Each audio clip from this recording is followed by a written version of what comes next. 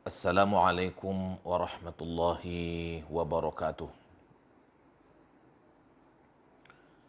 Di antara peristiwa penting yang diturunkan Allah Subhanahu wa taala kepada Rasulullah Muhammad sallallahu alaihi wasallam dan umatnya adalah peristiwa nuzul Al-Qur'an. Yaitu peristiwa diturunkannya Al-Qur'an kepada Rasulullah Muhammad sallallahu alaihi wasallam untuk disampaikan kepada umatnya.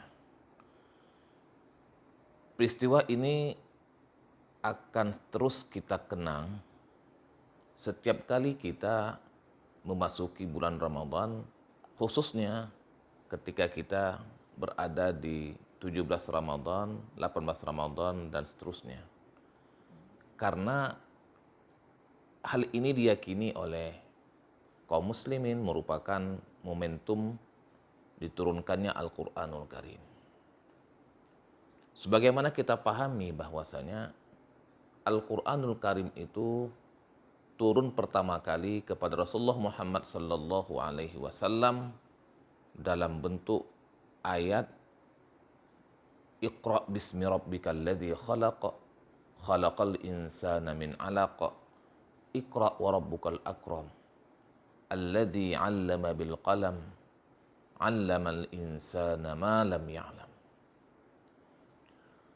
Ayat ini merupakan ayat yang pertama kali turun kepada Rasulullah Muhammad sallallahu alaihi wasallam untuk disampaikan kepada umatnya. Ayat pertama ini sangat syarat akan makna dan pelajaran yang harus kita ambil iktibarnya ketika kita memaknai daripada nuzul Al-Quranul Karim.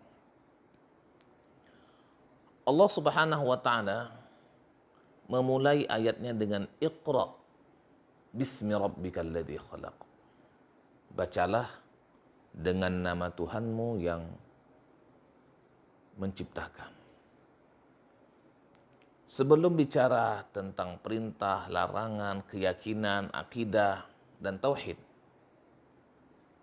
Allah Subhanahu wa taala menekankan akan urgensi membaca.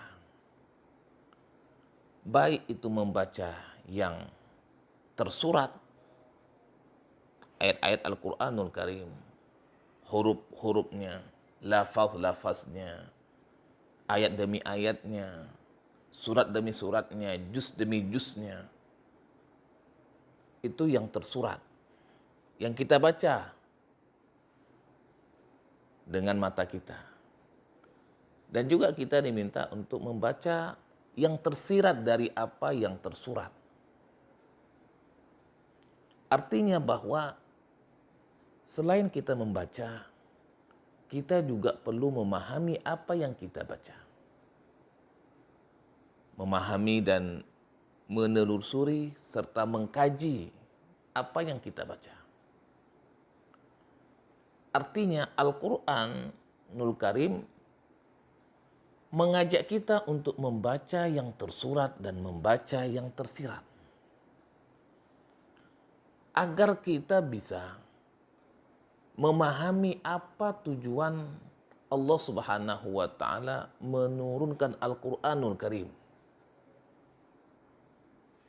Yang terdiri dari ayat per ayat, surat per surat, juz per juz, sehingga menjadi satu kesatuan yang namanya Al-Quranul Karim.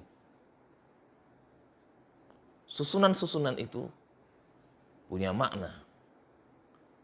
Satu huruf saja punya makna. Tatkala kita baca satu huruf, maka Al-Quran akan memberikan kepada kita makna. Dan pahalanya juga sangat besar.